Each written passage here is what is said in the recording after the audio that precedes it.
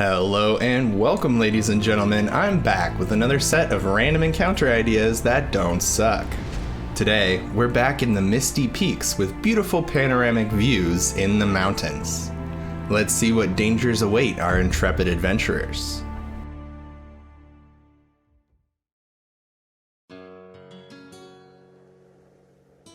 The adventurers make their way into the mountains for the next leg of their journey.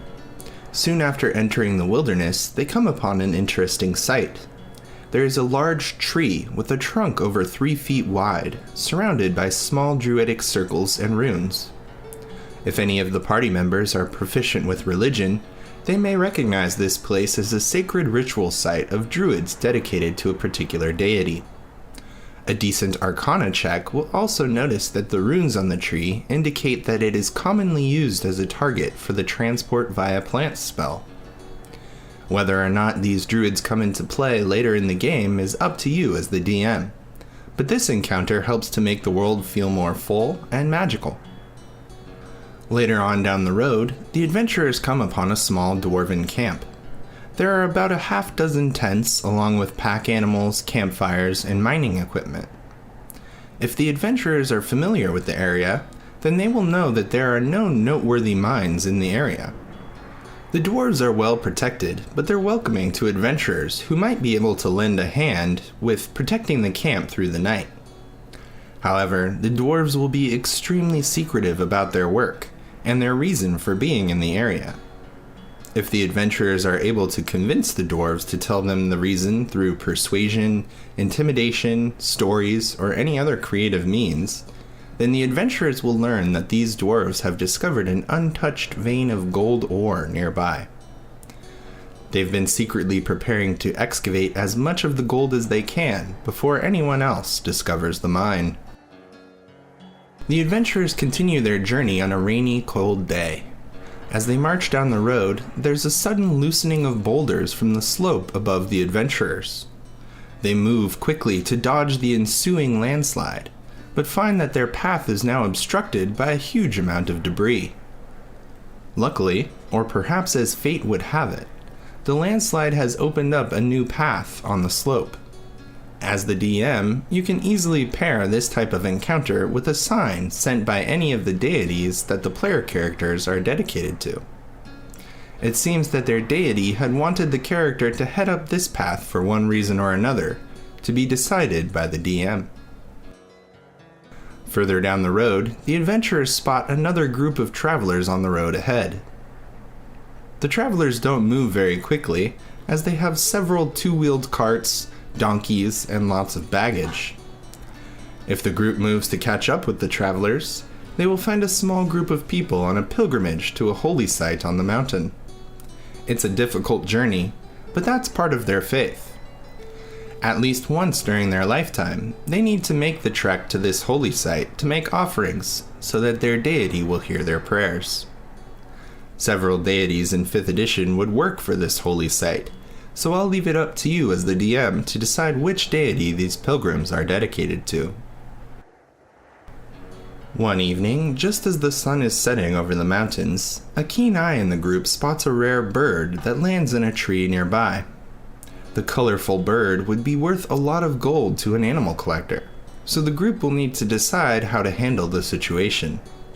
Unbeknownst to the party, this bird has already previously escaped a life of being in a cage, and it will be extremely difficult to catch without injury to the bird or the party. This is a quick encounter that can easily have your party members arguing over the correct course of action. The adventuring party comes to a small village populated by hardy lumberjacking folk. The people in this village are relatively welcoming to outsiders, and the village has a small tavern. While the group is in the village, they will be approached by a disheveled, smelly man who begs the group for help chopping firewood for the winter. He doesn't seem to have anything worth the group's time, but he'll insist that the group should help him. If they choose to do so, it will take about an afternoon to chop the necessary wood. The crazy man is extremely thankful for this and will offer his shoes in recompense. Once again, he will insist that they take the slippers as he removes them from his own feet. These shoes are actually magical slippers of spider climbing that may come in extremely useful during the group's travels in the mountains.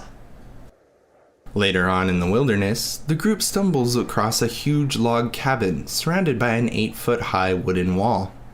A herd of oxen make their way around the enclosure, and smoke billows out of the cabin's chimney. If the group approaches, or waits for the occupant to make themselves known, they will eventually spot a cloud giant who stumbles out of the cabin. He will go about the normal aspects of life for a solitary person living in the mountains, tending to his herd and his crops. Every few minutes, however, the giant produces a huge flask from his belt and takes deep swigs. This drunken giant encounter could easily devolve into combat, but it could just as easily make for a fun role-playing encounter. The giant will have a significant amount of knowledge about the area and the mountain, as well as any creatures big enough to pose a threat to him. This information can be extremely valuable for travelers, so I recommend leaving other clues like teeth or claws in the cloud giant's cabin in case the party decides to slay the giant. At some point during their travels, the group will suddenly realize that they're being hunted. A keen eye in the group may spot a set of yellowish reflective retinas in the bush around the group, or a keen ear may catch the snapping of a twig behind the party. Either way, the group will suddenly be accosted by a group of tribal orcs who make this mountain their home. They don't take kindly to invaders in their territory, and may even practice the brutal tradition of consuming the foes that they fell in combat. The orcs attack with primitive bows, swords, and spears, though a few orcs in the party may have recovered better equipment from adventurers that they've bested in the past. Orcs are almost always a threat no matter where you travel in the D&D world, and they can be threatening to adventurers of all levels. Another time, while the group is traveling along the path on the mountain, they might be surprised by a pair of giant eagles. The eagles also make the mountain their home, though they reside in the tallest peaks where their nests are very protected. This pair hunts with an extreme tactic. They will attempt to grapple a party member during the surprise round, and then drop them off a cliff to fall hundreds of feet to their death. In this way, the eagles can avoid prolonged combat and return to claim their meal. If the group has magical means of flying, then these eagles will regret their decision to attack the party.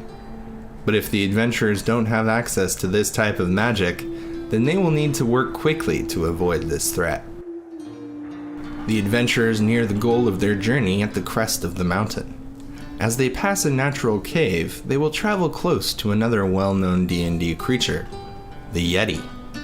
Yetis are formidable foes with their chilling gaze, which can paralyze a creature for up to a minute, as well as their 2 claw attacks per round. These abilities, combined with the Yeti's advantage in stealthing in snowy climates, can make Yetis extremely difficult for lower-level parties.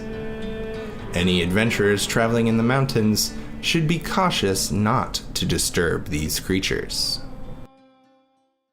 And that brings us to the end of today's mountain encounters. I hope you enjoyed the video, and if you did, make sure to smash that subscribe button. If you have ideas or requests for future videos, I'd love to read about them in the comments section below, or on our channel's Discord server. Until next time, be well, be excellent to one another, and stay curious, adventurers.